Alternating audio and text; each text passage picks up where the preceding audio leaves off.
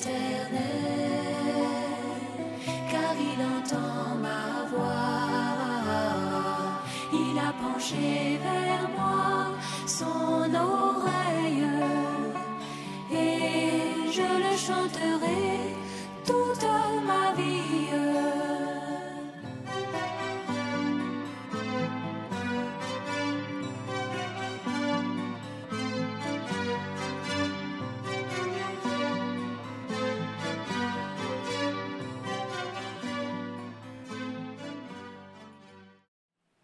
Gloire à Dieu. Amen. Chacun a eu sa part.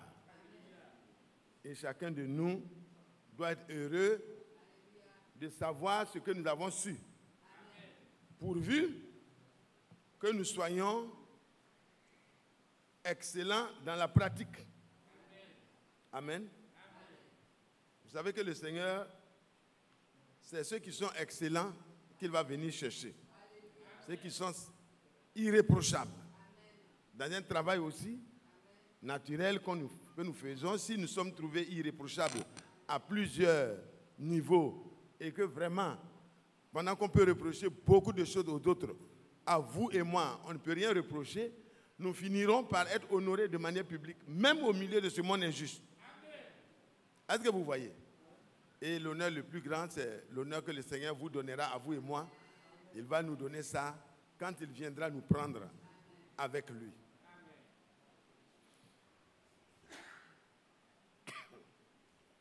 Que Dieu soit loué.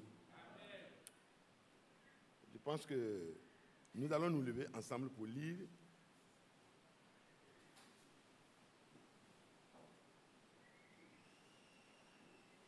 le frère a déjà touché tout ce qui devait être touché. Nous revenons simplement. Je vais lire un des chapitres et puis entrer maintenant dans le sujet rapidement en lisant les autres. Nous prenons Luc 10, le verset 27, qui a été lu par le frère. Il répondit, « Tu aimeras le Seigneur, ton Dieu, de tout ton cœur, de toute ton âme, de toute ta force et de toute ta pensée, et ton prochain comme toi-même. » Amen. Dieu soit loué. Dieu soit loué.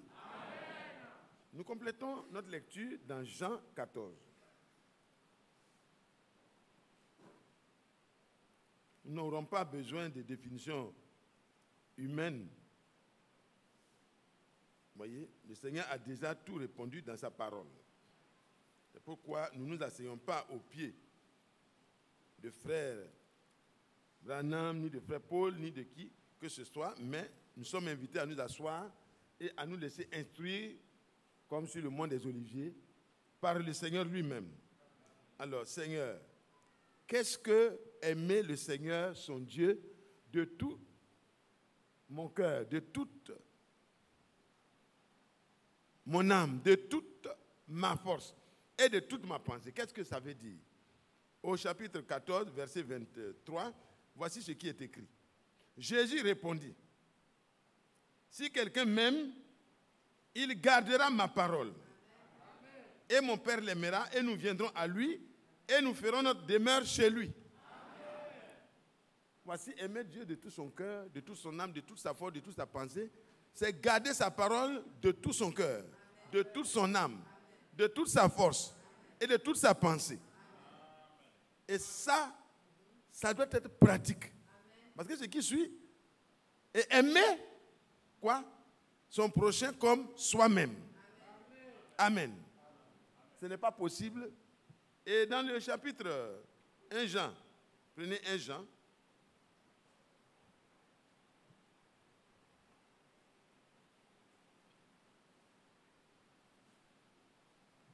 Jean, au chapitre 5, le verset 2, 3, voici ce qui est écrit. Nous connaissons que nous aimons les enfants de Dieu lorsque nous aimons Dieu. et que nous pratiquons ses commandements. Quelqu'un qui n'aime pas les enfants de Dieu ne peut pas aimer Dieu. Mais quelqu'un qui aime Dieu aussi ne peut pas ne pas aimer les enfants de Dieu. Amen. Continuons. Car l'amour de Dieu consiste à garder ses commandements. Et ses commandements ne sont pas pénibles. Parce que tout ce qui est né de Dieu triomphe du monde. Et la victoire qui triomphe du monde, c'est notre foi. Amen. Donc, il y a une clarté. Dieu ne nous laisse pas interpréter. Amen. Si nous aimons Dieu, nous gardons la parole de Dieu. Dans tous les domaines de notre vie active, nous devons voir qu'est-ce que la parole dit. Qu'est-ce que la parole dit de tel domaine. Par rapport aux chrétiens qui a été élu avant la fondation du monde. Amen. Qu'est-ce que la parole dit? Nous continuons. 1 Jean 3. Pour ceux qui sont fatigués, attendez, je vais juste lire ça et puis vous allez vous asseoir. D'abord 1 Jean 2, verset 3. Si nous gardons ses commandements, par là, nous savons que nous l'avons connu. Celui qui dit, je l'ai connu, et qui ne garde pas ses commandements, est un menteur. Et la vérité n'est point en lui. Mais celui qui garde sa parole, l'amour de Dieu est véritablement parfait en lui. Par là, nous savons que nous sommes en lui. Et celui qui dit qu'il demeure en lui, doit marcher aussi comme il a marché lui-même. Veuillez vous asseoir. Le frère Bonny est sorti? Ah, il est parti? Ok, le frère Isaac a besoin de lui. Donc, tu vas prier pour la parole. Bien-aimé Seigneur, c'est ta parole. Et l'auteur, c'est toi. Quand quelqu'un écrit un livre, il le comprend mieux que tout autre. Ton serviteur a lu cette parole, mais donne-lui l'intelligence par ton Saint-Esprit, afin que ce qui est bon pour nous soit dit. Seigneur, dispose-nous et que, Père, toute notre pensée, tout notre cœur, tout notre être entier soit tout oui, Seigneur, à ta parole. Prends ton serviteur comme tu le voudras et parle-nous parce que nous le demandons au nom de Jésus-Christ. Amen. Amen. Gloire à Dieu. Gloire à Dieu. Vous savez que la plus grande bataille qui a jamais été livrée, c'est d'abord dans notre pensée. Il faut pouvoir montrer déjà dans notre pensée que nous sommes prêts à ne faire que ce que Dieu dit. Quand dans notre pensée, nous sommes effectivement pris sous le contrôle de Dieu et de sa parole, alors notre cœur, notre âme et toute notre force sera vraiment à la disposition de Dieu. Parce que ça commence dans la pensée. Si c'est la pensée du monde et du diable qui a pris la place dans notre pensée, alors dans la suite, nous allons agir comme le monde. Nous allons montrer que nous aimons le monde. Et celui qui aime le monde n'aime pas Dieu. Ce n'est pas possible. Les deux amours ne peuvent pas cohabiter. Frères et sœurs, le serviteur de Dieu nous a fait prier. Nous avons demandé que le Seigneur nous permette de l'aimer de tout notre cœur, de toute notre âme, de toute notre force et de toute notre pensée. Voilà ce que ça veut dire, c'est garder sa parole.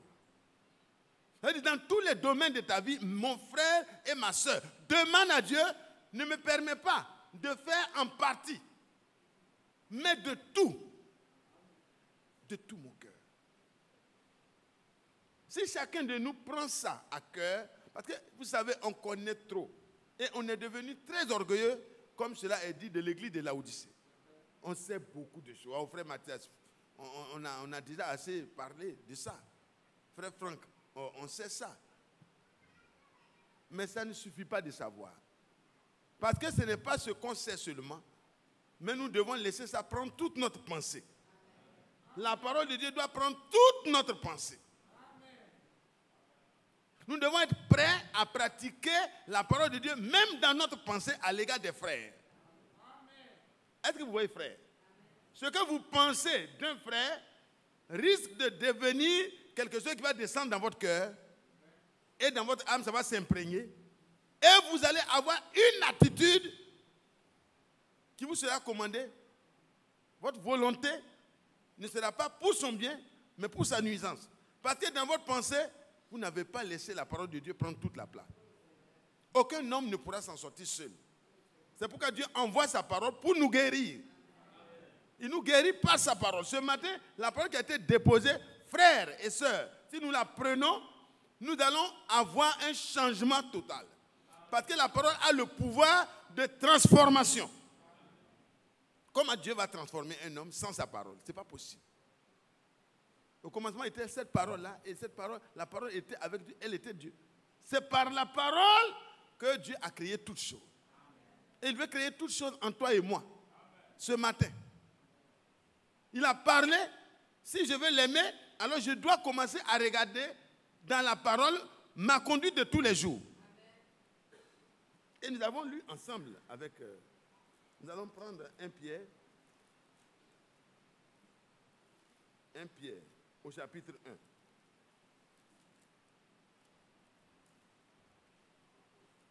Parce que Dieu ne nous a pas laissé sans repère. Nous avons des repères bien précis. Vous savez qu'en obéissant à la parole, en écoutant la parole, verset 22, 1 Pierre 1, ayant purifié vos âmes en obéissant à la vérité, ça vous donne quoi? Un amour fraternel sincère. C'est en écoutant la parole telle que nous avons écouté là. Frère, si nous nous remettons en cause pour dire Seigneur, cela n'est pas. Mais je suis ton élu. Je suis ton enfant. Je suis ton racheté. Tu ne m'as pas racheté de manière à ce qu'il n'y ait pas quelque chose de précis que je dois faire. Je dois être saint et irréprochable. Selon Éphésiens au chapitre 1, verset 4, le Seigneur nous a rachetés et il nous a élus pour que nous soyons saints et irréprochables. Dieu a un objectif. Mais le moyen d'atteindre cette perfection-là, c'est la parole de Dieu que nous allons prendre et considérer dans toute notre conduite. Nos pensées personnelles ne doivent plus avoir la place. Que ce soit dans le travail, nous pouvons avoir même, la parole de Dieu parle de tout ça, nous pouvons avoir un maître, un chef qui n'est pas bien, qui n'est pas juste, qui a un comportement qui est vraiment difficile. Mais la parole de Dieu dit que toi et moi, nous devons être corrects afin que cet homme-là puisse se rendre compte qu'au milieu de tous les employés, il y a un employé qui le respecte, il y a un employé qui fait ce qui est normal, il y a un employé qui excelle. Il n'est pas seulement quand les gens sont là, les patrons sont là, mais quand le patron n'est pas là et que le travail t'a été confié, frère, sœur, à la lumière de la parole de Dieu, agis. Parce que si tu aimes Dieu, tu dois garder la parole de Dieu dans tous les domaines de ta vie. Tu dois te laisser guider et éclairer par la parole de Dieu. Parce qu'elle est une lampe pour toi, pour t'éclairer, et une lumière sur ton sentier où tu avances. La parole de Dieu est le seul moyen qui nous permettra de ne pas tomber dans les pièges que le diable tend, même au service, même au foyer, même dans tous les domaines. Parce qu'un enfant de Dieu, un fils de Dieu ne marche pas dans les ténèbres. Mais il a la lumière pour l'éclairer toute sa vie. Mais c'est quand on refuse de marcher dans le sens de la lumière, alors la lumière devient une source vraiment d'aveuglement pour nous. Si on refuse de marcher selon la parole, les hommes du monde nous jugeront. Et on va t'expulser du travail, tu vas dire on me persécute. Ce n'est pas la persécution. Le roi a voulu certainement dégommer Shadrach, Meshach et Abednego du royaume carrément, en les jetant dans la fournaise ardente. Mais comme ils ont gardé la parole de Dieu dans toute leur conduite, même quand on les conduisait à la fournaise, ils n'ont pas manqué de respect à l'autorité. Ils ont respecté le roi. Ils ont même dit qu'ils vivent à jamais. Ils n'ont pas souhaité sa mort rapide. Mais, vous savez frère, quand vous prenez position pour la parole prend position pour vous. Et ils ont été jetés, mais pendant qu'ils étaient jetés dans la fournaise, ils gardaient la parole dans leur cœur, dans leur pensée, dans leur âme, dans leur cœur, et de toutes les fois, ils étaient prêts à appliquer strictement la parole de Dieu. Et le feu s'est retrouvé être un lieu de délice où on peut glorifier Dieu. Frères, les problèmes de la vie ne sont pas le problème. Le vrai problème, c'est que toi et moi, on laisse tomber nos idées. On laisse tomber nos sentiments personnels. Et qu'on laisse la parole de Dieu s'imposer à notre esprit, à notre cœur, à notre âme, et que nos forces soient utilisées pour appliquer la parole de Dieu. Je ne vous entends pas. Car l'amour de Dieu, qu'est-ce que c'est? Ça consiste à garder ses commandements. Ayez au milieu des païens une bonne conduite, afin que là où même ils vous calomnient, comme s'ils étaient des malfaiteurs, ils remarquent vos œuvres. Selon Éphésiens 2, verset 10, ça a été préparé d'avance. Pour que quoi? Nous puissions accomplir ces œuvres-là à l'honneur et à la gloire de notre Dieu. Gardez la parole de Dieu. Ça produit une vie. Gardez la parole de Dieu. Quelqu'un qui mange une nourriture qui est avariée, ça va produire une mauvaise santé, c'est pas vrai? Quelqu'un qui aime le yaourt est dégradé, ce n'est plus bon. Il mange quand même. On devait manger ça il y a 2 jours. Et puis toi tu prends comme tu manges. Tu n'auras pas la bonne santé. La parole de Dieu actuelle que Dieu nous donne, c'est ce qu'il faut pour que l'épouse soit prête pour aller dans l'enlèvement en étant sans tache, ni ride, ni rien de semblable, mais sainte et irréprochable. C'est pourquoi, frère, Dieu a pris soin d'envoyer ce prophète-là. Pour qu'on ne mange pas la nourriture de l'âge passé, mais qu'on ait la nourriture pour aujourd'hui. Et il a donné cet homme pour donner les instructions divines, l'enseignement divin, et que cela soit propagé à toute la terre. 165 pays, mais ce n'est pas petit. Il est allé plusieurs fois dans les mêmes pays. Nous ne sommes pas là pour prêcher, frère Franck. Nous prêchons ce que Dieu a fait dans son programme divin en utilisant des hommes qu'il a d'avance prédestinés à cela. Frère, vous ne pouvez pas mépriser, négliger ce que Dieu fait et être préparé. Ce n'est pas possible. Ce n'est pas possible. Parce que l'amour de Dieu consiste à garder quoi? Ce que Dieu nous donne comme ordre dans sa parole. Frère, nous allons reprendre 1 Pierre 2. Non, 1 Jean 2. Le temps est tellement avancé que je vais aller vraiment en tenant compte de cela. Prenez le verset 7. Petits enfants, 1 Jean 3, verset 7. Le vieillard, Jean, pouvait s'adresser à nous de cette manière. Voyez? Que personne ne vous séduise.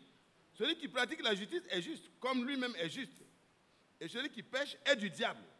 Car le diable pêche depuis le commencement. Amen. Amen. Nous allons faire dès le commencement. Le Fils de Dieu apparut afin de détruire les œuvres du diable. Ça doit être de toute œuvre qui n'est pas en accord avec la parole de Dieu dans ta vie, à toi et moi. Le Seigneur va les détruire. Au moyen de sa parole, quand tu écoutes sa parole et que tu es prêt à mettre cette parole en application, cette parole-là va te purifier des œuvres du diable qui s'étaient installées en toi et ton âme va retrouver la pureté. Ton esprit va être libéré de tout ce qui est pensée qui n'est pas de Dieu. C'est la parole de Dieu. Et il dit, quiconque est né de Dieu ne pratique pas le péché parce que la semence de Dieu demeure en lui. Et il ne peut pécher parce qu'il est né de Dieu. C'est par là que se font connaître les enfants de Dieu et les enfants du diable. Quiconque ne pratique pas la justice n'est pas de Dieu. Non plus celui qui n'aime pas son frère. Donc, frère, il y a des indices. On ne peut pas rester vague comme ça. Bon, j'aime Dieu. J'aime les frères. Ça doit se traduire dans les faits. De tout ton cœur, de toute ton âme, de toute ta force, de toute ta pensée, tu dois appliquer la parole de Dieu à l'endroit de ta femme. Qu'est-ce que Dieu dit dans sa parole de moi à l'égard de ma femme? Ce n'est pas ce que ma femme me réclame. Mais ce que Dieu me dit là. Comme j'aime Dieu, quelle que soit la conduite de ma femme, qu'est-ce que je dois faire? Je dois appliquer ce que Dieu m'ordonne. Mais si je n'ai pas la force de le faire, qu'est-ce que je dois faire? Je dois faire recours à celui qui a donné l'ordre. Est-ce que Dieu n'est pas prêt à nous aider? Il est dit que c'est lui qui nous rend capables. C'est lui qui forge en nous le caractère de vainqueur. Et si une femme a subi des difficultés dans sa marche, dans sa vie conjugale, parce que peut-être même le mari même n'est même pas chrétien. Mais qu'est-ce que la parole de Dieu dit à cette femme, à cette soeur qui aime le Seigneur et qui se prépare pour le retour du Seigneur? Qu'est-ce qu'elle doit faire? Elle doit être désolée. Elle doit prendre une position de rébellion dans le foyer? Non, sœur. Tu n'as pas affaire à ton mari. Tu as affaire à Dieu qui ordonne que celui qui l'aime, il garde la parole de Dieu. Et si tu aimes Dieu, tu dois aimer aussi ton prochain comme toi-même. Et le premier prochain, c'est ton mari. Le premier prochain, c'est ta femme. Et tes enfants qui sont juste à côté de toi. Avant de propager ça à Mathias et à tous les autres. Parce que si tu ne peux pas aimer celle qui est dans ton sein, tu ne peux pas dire que tu m'aimes. Ce n'est pas vrai. Un frère doit pouvoir le faire. Et personne ne pourra le faire de lui-même. On doit recourir au Seigneur de tout notre cœur pour lui dire: Seigneur, tu as prêché, tu as parlé, dans ta parole, toute est la vérité. Alors, aide-moi afin qu'à compter de ce jour, je ne sois plus un théoricien, mais que je devienne quelqu'un qui pratique. Que Dieu soit content de te voir. Que Dieu soit élevé, exalté et glorifié quand il voit tes actions qui montrent que tu aimes Dieu. Mais pourquoi une jeune fille comme toi, tu as de l'âge et puis les gens ne viennent pas vers toi? Mais quand même, fais ton enfant rapidement. Les enfants pleurent à l'intérieur de toi. Ils n'ont qu'à pleurer. Sœur, reste tranquille. Si tu aimes le Seigneur, tu ne vas jamais quitter en dehors de sa parole. Reste tranquille. Dieu connaît ton adresse. Dieu connaît ta situation. Dieu connaît tous les détails de ta vie. Le Seigneur n'a jamais fait un programme en oubliant un de ses enfants.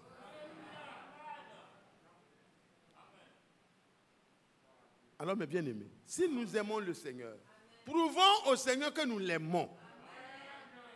Et la seule manière, c'est de montrer que sa parole-là, c'est ce qu'il est de plus précieux pour notre vie. Gardons sa parole. Celui qui dit « j'aime Dieu » et qui n'aime pas son frère, c'est un menteur. Voilà encore.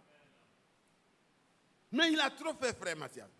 Le frère là, il a trop exagéré. Il parle mal de moi, il me calomnie, il me dit tout ça. Mais tout ça, c'est normal si le frère est encore dans les ténèbres.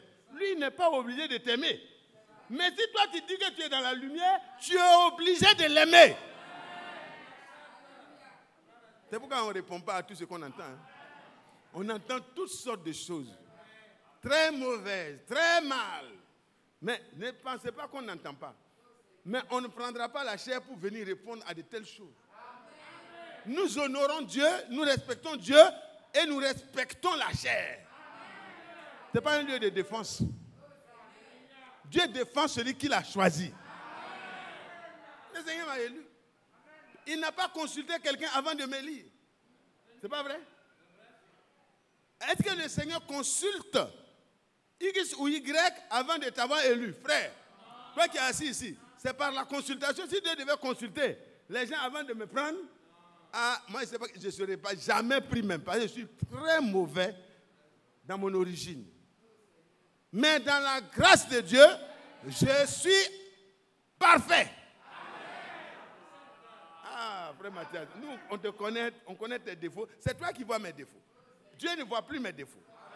Et par la grâce de Dieu, je suis en marche pour que le Seigneur me perfectionne, pour que tu vois ce que Dieu a fait pour moi. Frère, si tu aimes le Seigneur doit te trouver sur le terrain, en train de mettre chaque portion de sa parole en application sans attendre quelque chose de quelqu'un. Est-ce que vous comprenez, frère? Cela t'engage, toi et Dieu. Quand tu prenais ton baptême, il n'y avait pas quelqu'un. Peut-être il y avait des témoins, mais personne n'est entré dans l'eau en ton nom.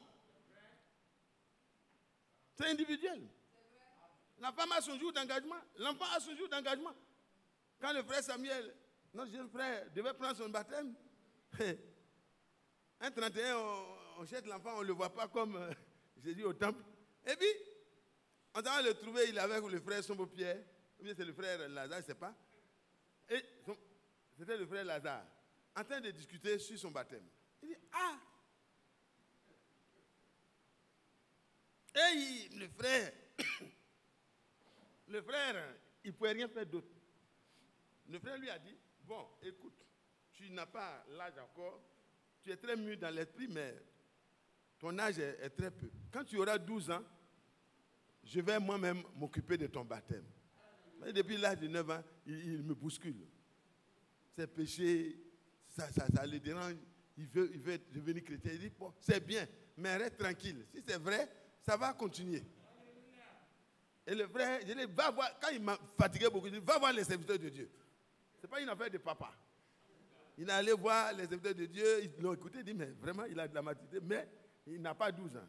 Le frère lui a dit, quand tu auras 12 ans, le 31 décembre, 1er janvier, il venait de passer ses 11 ans, il a eu, il est né en 90, en 2002, paf!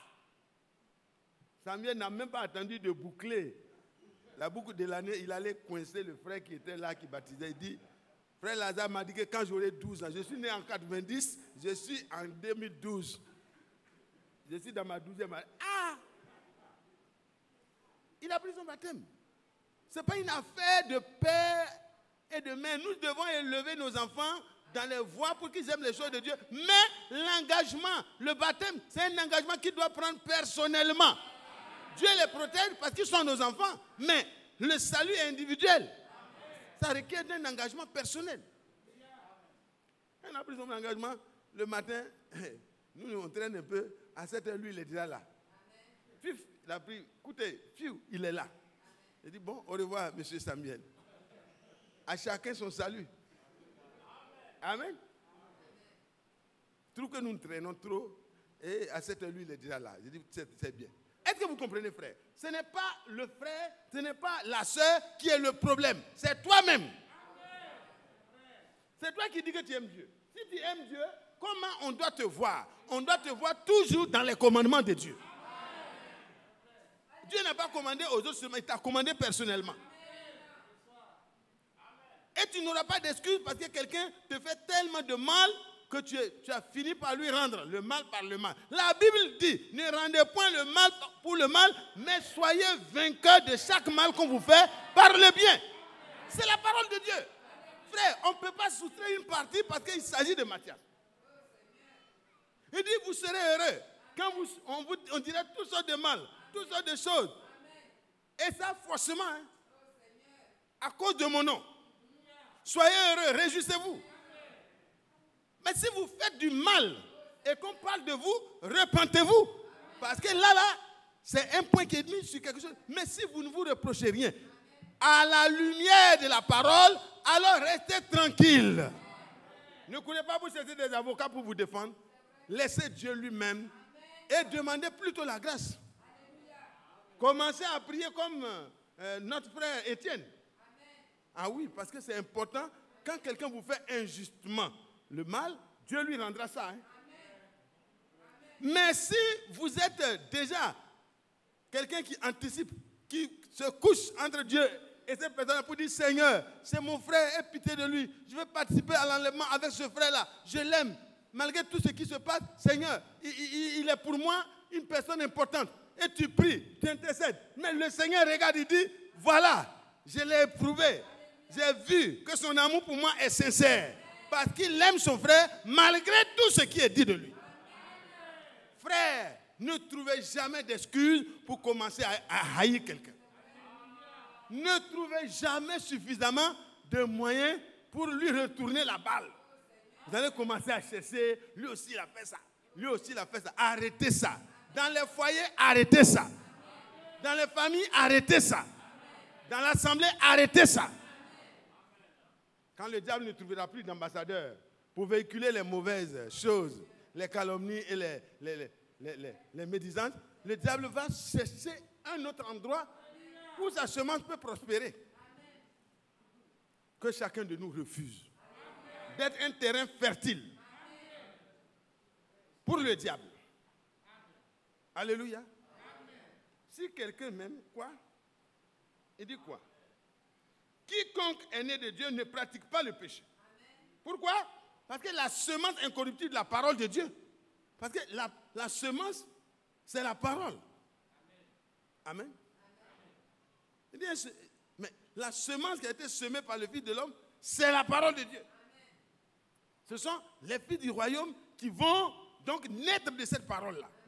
Et quelqu'un qui est né de cette parole ne vit que de cette parole. Il ne peut pas vivre d'autre chose. Tu viens lui donner quelque chose d'autre, il va dire non mais frère, la parole de Dieu dit de ne pas faire du mal à un frère. Étienne n'a pas fait de mal à ceux qui le tuaient. Frère, c'est pas vrai? Il intercédait. À vous. Olivier, est-ce que Étienne a ramassé tout ce qu'il dit, mais cela, je parle de Dieu et puis on veut me tuer? Non! Étienne n'a pas eu du temps pour ça. Plutôt, il se préoccupait du salut de ces personnes-là. Seigneur, ne leur impute pas ce péché-là, parce que si tu leur imputes ce péché, ils ne pourront pas être avec moi. Seigneur, moi je m'en vais, selon ta volonté. Mais je veux que ceux-là, par la grâce de Dieu, ils me trouvent là-bas. Alléluia. Je veux qu'ils me trouvent dans le royaume. Il a intercédé. Il y a eu un Saul de Tarse qui est sorti du tas. Et plusieurs autres peut-être, qui n'ont pas été mentionnés. L'intercession, la prière fervente du juste a une grande efficace. Tu dois prier pour celui qui te fait du mal. Tu dois bénir celui qui te persécute. Tu dois aimer celui qui ne t'aime pas. Alors quand on en arrive là, les frères seront débordés de notre amour. Parce que ceux qui nous aiment, si on peut aimer celui qui ne nous aime pas, on pourra mieux aimer encore plus facilement celui qui nous aime. Et l'amour de Dieu parmi nous sera réel, sans hypocrisie, sincère, profond. Et comme il est écrit dans Matthieu 24, le verset 12, à cause de l'accroissement de l'iniquité, beaucoup vont se refroidir dans leur amour. L'amour qu'ils ont là, c'est un amour qui est entre guillemets, un amour des intérêts. Et quand le frère avec lequel j'ai des intérêts commence à ramer dans le sens contraire, allez, l'amour vole en pièces détachées. Non. L'amour de Dieu subsiste toujours. Il ne succombe jamais. C'est ce que le Saint-Esprit va déverser en toi là. C'est ça qui va résister à tous les entraînements de ce temps. La parole de Dieu est vraie. Elle est parfaite. Allons jusqu'au verset 10. C'est là que se font reconnaître les enfants de Dieu et les enfants du diable. Quiconque ne pratique pas la justice n'est pas de Dieu. Non plus celui qui n'aime pas son frère. N'est pas de Dieu. Mais rien n'est tard encore. Hein. On peut prendre position pour Dieu. Verset 20. Allons au verset 20.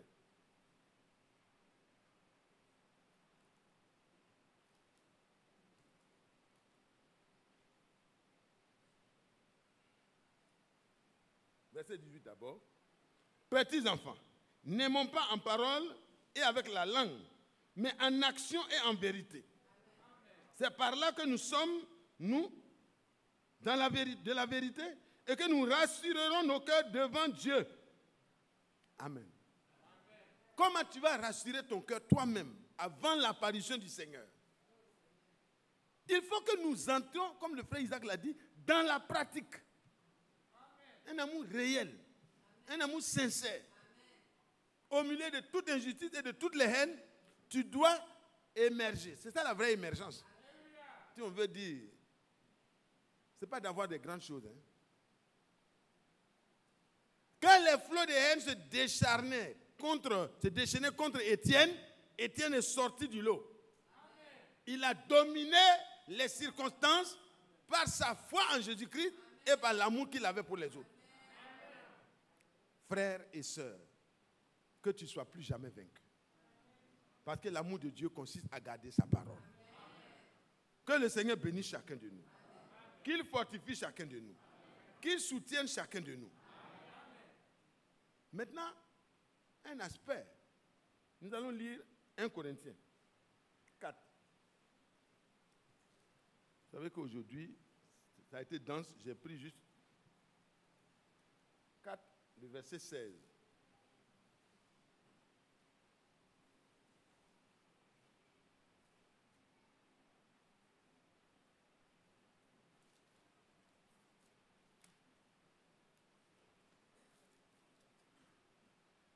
Il est écrit quoi?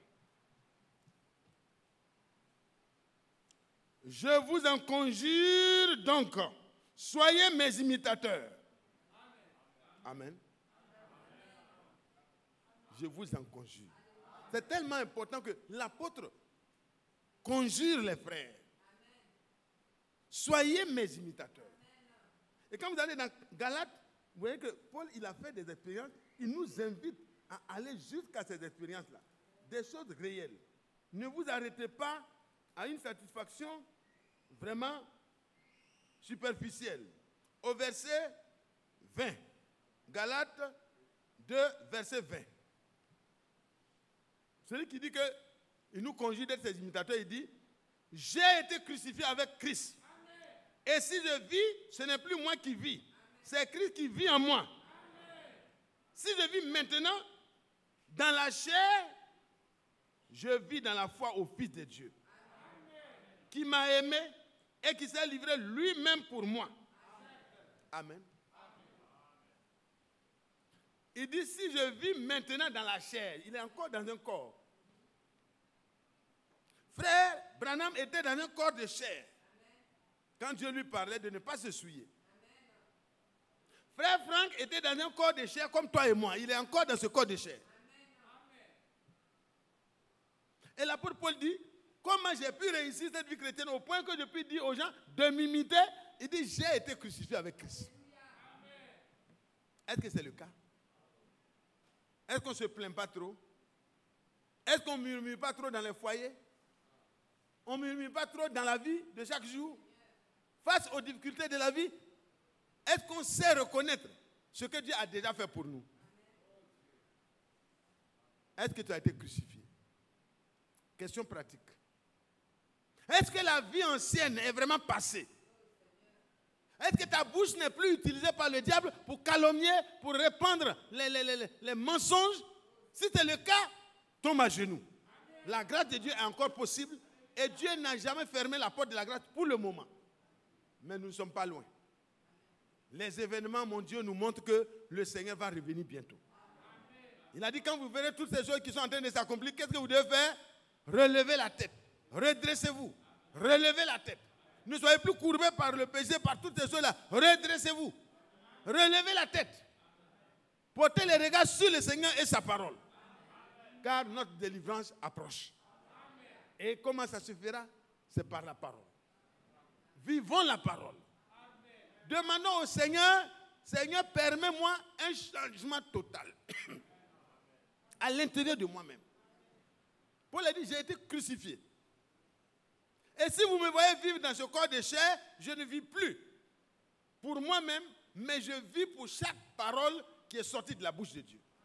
Il faut que la parole de Dieu puisse gouverner ta vie et ma vie. Ce n'est pas ce que les autres font qui vont te faire rater l'enlèvement. Ce n'est pas ce que ta femme fait, ce n'est pas ce que ton mari fait. Non. Tu dois comprendre que c'est toi-même qui peux être l'obstacle de ton propre enlèvement. Tu dois t'engager. Et si chacun de nous s'engage, les foyers seront engagés. Amen. Les familles seront engagées.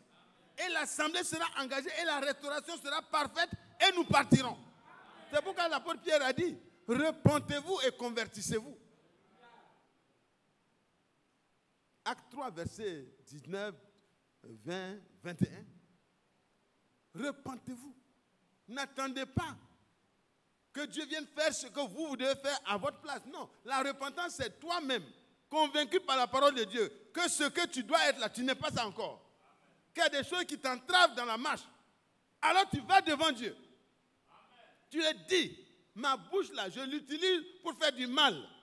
J'arrête, comptant sur ta grâce.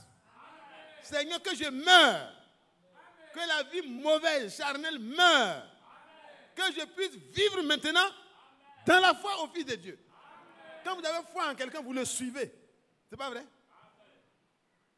Quand vous avez foi en quelqu'un, est-ce que vous doutez? Les moutons, ils ont foi en leur berger. Quand le berger sort, il se dirige, les moutons suivent. Les brebis du moins. Amen. Mes brebis entendent ma voix. Frère, que Dieu vous bénisse. Que Dieu me bénisse. Nous devons comprendre que l'apôtre Paul a dit, j'ai été crucifié. Et frère Franck, dans son témoignage, vous l'avez entendu. Depuis l'âge de 14 ans, quand il s'est repenti, quand il a pris position pour le Seigneur Jésus, à 17 ans déjà, il prêchait l'évangile. Et je ne vais pas reprendre tout ce qu'il a dit.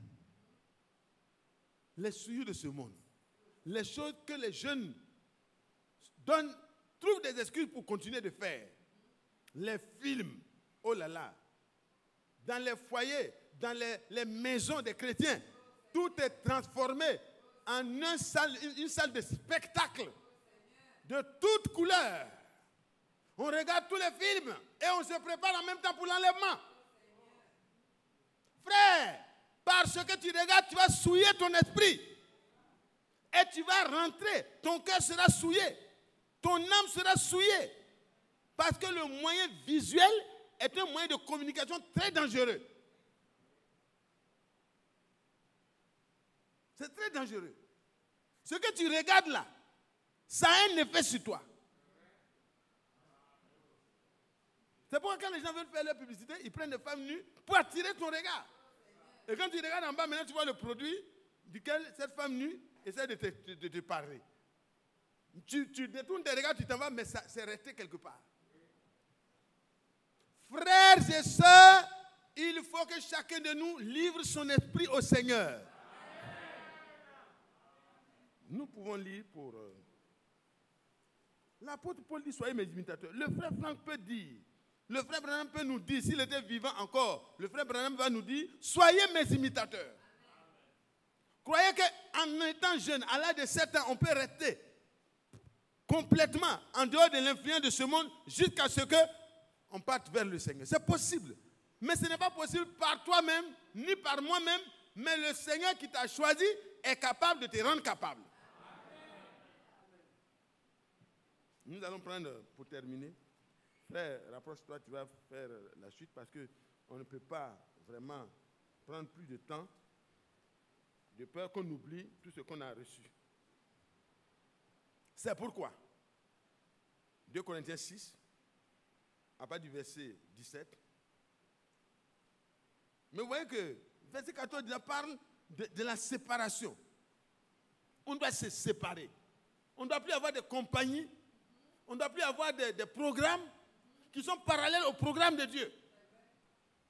Sur tous les plans. Oh, que Dieu nous aide. Il y a des choses que Dieu a destinées pour notre préparation.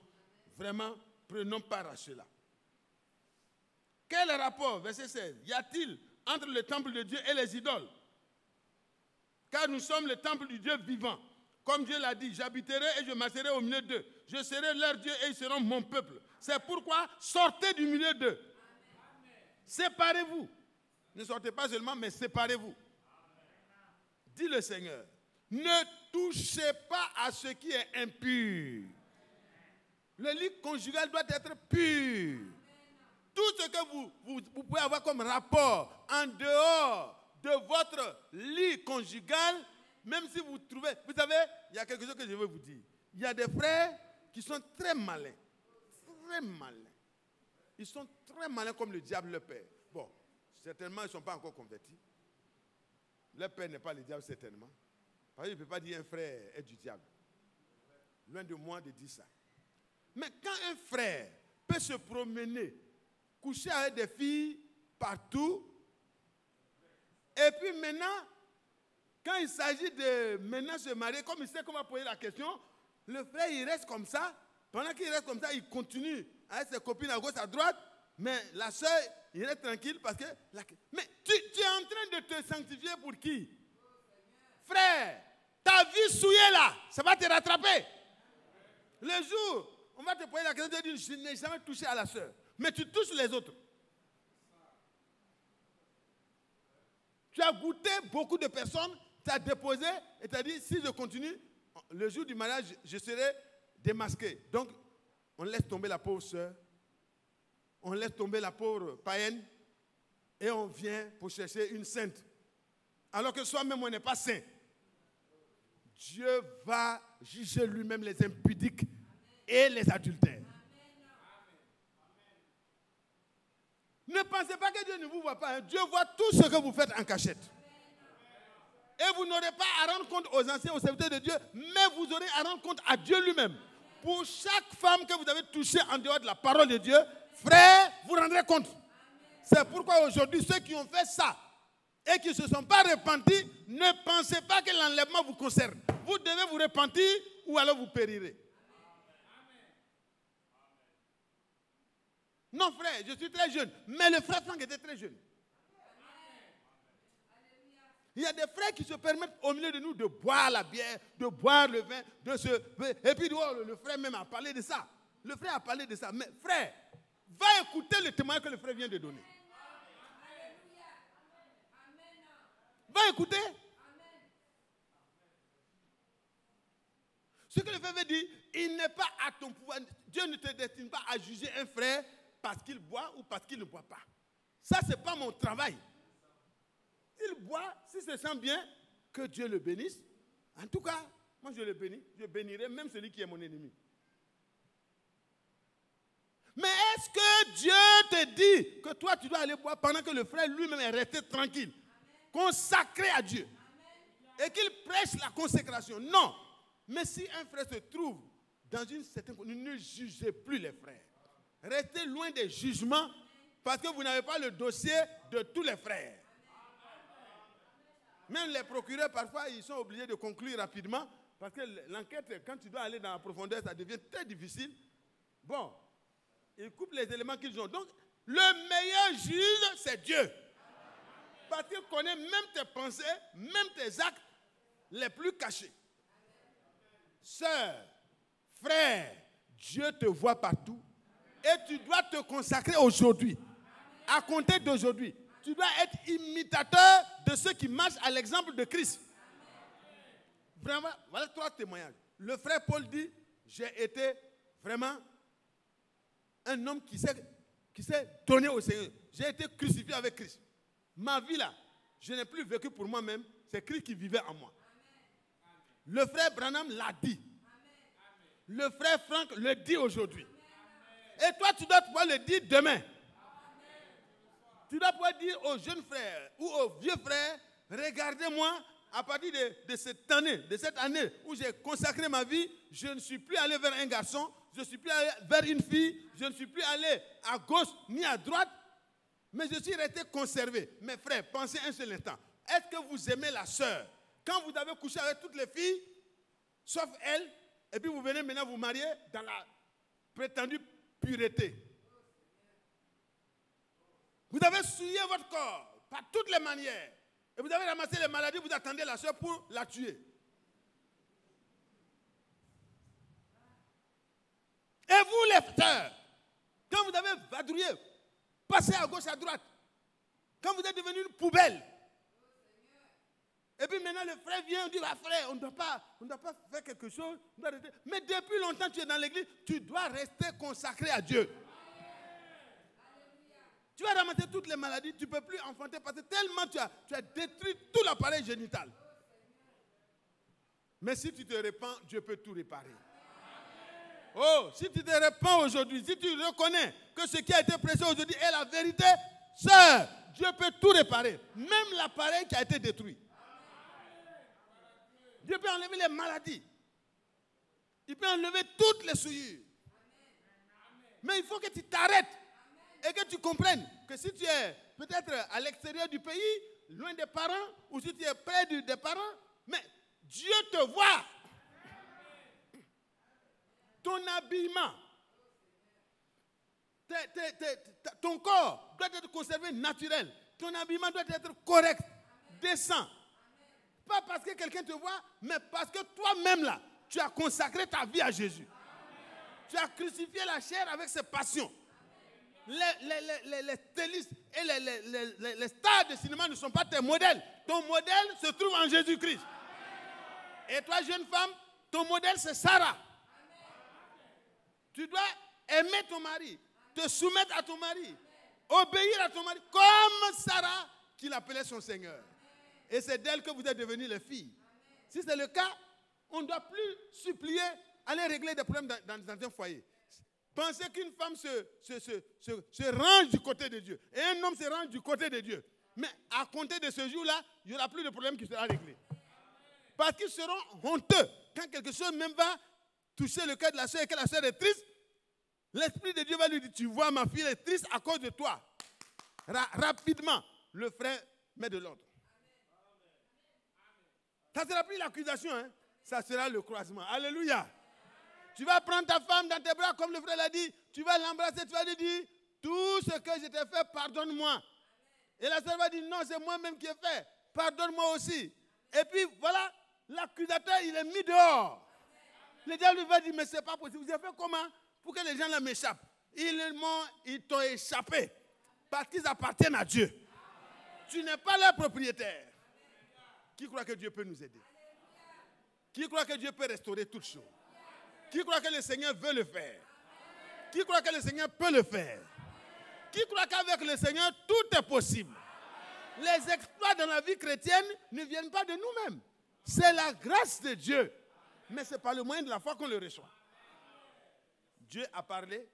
Si tu crois que Dieu t'a choisi pour être saint et irréprochable, pour que il se présente à lui-même une épouse sans tache, les taches là, tu les vois, tu vas commencer à dire, Seigneur, enlève les taches, parce que je suis cette partie de l'épouse. Dans ma vie conjugale, enlève les taches. Dans ma vie en tant que membre d'une famille, enlève les taches. Dans ma vie en tant que frère et soeur, enlève les taches. J'ai toujours eu des justifications pour parler mal. Mais maintenant là, Seigneur, je demande que tu enlèves toutes les taches de ma vie. Si ta vie est ridée quelque part, mais le Seigneur va redresser ça. Alléluia. Tu vas le faire à repasser. Quand ça passe quelque part, ça fait mal un peu. Le Seigneur va repasser ta vie. Alléluia. Il va passer, repasser avec sa parole. Alléluia.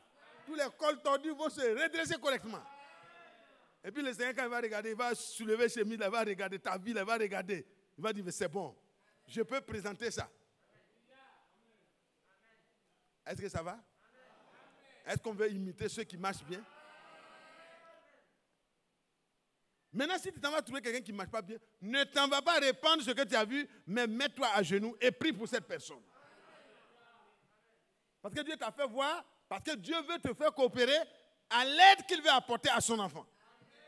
Alors, réjouis-toi et mets-toi dans la tristesse devant Dieu. Dis, Seigneur, tu m'as donné l'honneur d'aller voir le pauvre Mathias qui se comporte mal. Ce n'est pas le cas. Mais si vous voyez, hey, frère, ne me laissez pas mourir. Interpellez-moi. Secouez-moi. Mais dites-moi, frère Mathias, lève-toi, ne reste pas dans ça. Ne reste pas dans ça. Tu vis dans la chair, mais tu vis dans la foi au Fils de Dieu qui t'a aimé et qui s'est livré pour toi. Lève-toi, celui qui t'a racheté est capable de t'aider. Oh, vous m'aurez aidé. Mais ça ne vous servira à rien de vous promener de maison en maison. Peut-être ce que vous dites même est faux. Et le plus souvent, c'est faux. Et on se promène. On n'a plus le courage de retourner là où on s'est promené pour faire comme le frère nous a enseigné. Parce que quand on a une pensée qui est mauvaise à l'endroit d'un frère, ça peut se corriger rapidement. Alors, quand on a été convaincu par l'Esprit de Dieu que c'est faux et qu'on a mal fait, on s'en va demander Dieu, Seigneur, pardonne-moi, la pensée était entre toi et moi. Vraiment, j'ai mal fait de penser comme ça. Mais si tu as parlé à 1, à 2, à 3, tu dois pouvoir, même si tu es à Londres, tu dois pouvoir les rattraper et demander pardon à Dieu et à cette personne. Parce que tu l'as induite en erreur. Oh, que Dieu nous aide. Ça va? On peut faire ça? On peut compter sur le Seigneur? Amen. Tu aimeras le Seigneur ton Dieu de tout ton cœur, de toute ton âme, de toute ta force, de toute ta pensée. Aimer Dieu, c'est garder sa parole. Et si tu gardes sa parole, tu ne peux pas ne pas aimer ton frère. Et si tu hais ton frère, tu es un menteur. Tu n'as jamais l'amour de Dieu en toi. Parce que l'amour de Dieu, c'est par le Saint-Esprit qu'il est déversé dans nos cœurs. Romains 5:5, c'est clair. Tu ne peux pas posséder ça. Mais c'est une partie de Dieu. C'est la vie de Dieu qui déverse en toi. Alors, mes bien-aimés, je crois que c'est possible qu'on vive la sainteté. C'est possible qu'on s'aime. C'est possible qu'on se pardonne. C'est possible qu'on aille vers celui qui est mauvais. Pour lui dire, hier, je t'accusais. Mais aujourd'hui, je viens vers toi pour dire, pardonne-moi. Amen. L'accusation n'est pas de Dieu, hein? Mais l'amour est de Dieu. Mais il faut dire la vérité à son frère. Ça, c'est clair. On ne fait pas de compromis. La vérité, c'est ce qui nous rend libres. Mais quand tu es dans la vérité, tu as l'amour aussi. Que Dieu bénisse chacun de nous. Je pense que je vais laisser le frère. Il va venir nous conduire dans la prière pendant quelques temps. Nous devons sortir. Ah non, prenez-moi. Je devais terminer par... voilà. Vous voyez que Dieu, il m'a rappelé au chapitre 7. 1 Corinthiens au chapitre 7. Ayant donc de telles promesses, bien-aimés, purifions-nous de toute souillure de la chair et de l'esprit en achevant notre sanctification dans la crainte de Dieu. Je ne vous entends pas. En ayant cette promesse, Dieu nous promet qu'il peut nous aider à avoir cet amour divin-là, au point d'aimer Dieu et garder sa parole dans tous les domaines de notre vie. Il peut nous aider à redresser là où c'est tordu. Quand nous avons de telles promesses, qu'est-ce qu'il faut faire? Il faut se laisser purifier par la parole de Dieu. De toute souillure de la chair, en obéissant à la parole de Dieu, notre âme est purifiée. C'est ce que nous avons lu dans 1 Pierre au chapitre 1, le verset 22. Alors, purifions-nous. Laissons la parole nous purifier de toute souillure de la chair et de l'esprit. Les programmes qui ne sont pas bons, ayons le courage de les arrêter dans nos maisons. Parce que ça souille les enfants sans qu'ils le sachent. Ne participons pas à ça. Mais prions pour que Dieu donne vraiment la compréhension. Parce que si vous fermez, et puis l'enfant s'en va chez le voisin pour suivre la même chose, bon, vous n'avez pas gagné encore. Il vaut mieux que Dieu ferme ça dans son cœur. Amen.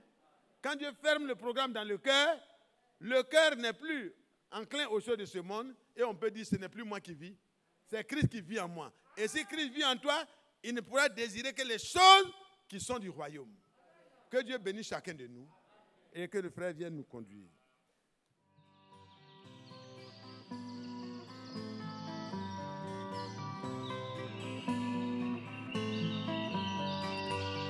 J'aime l'Éternel, car il entend ma voix. Il a penché vers moi son oreille, et je le chanterai toute ma vie.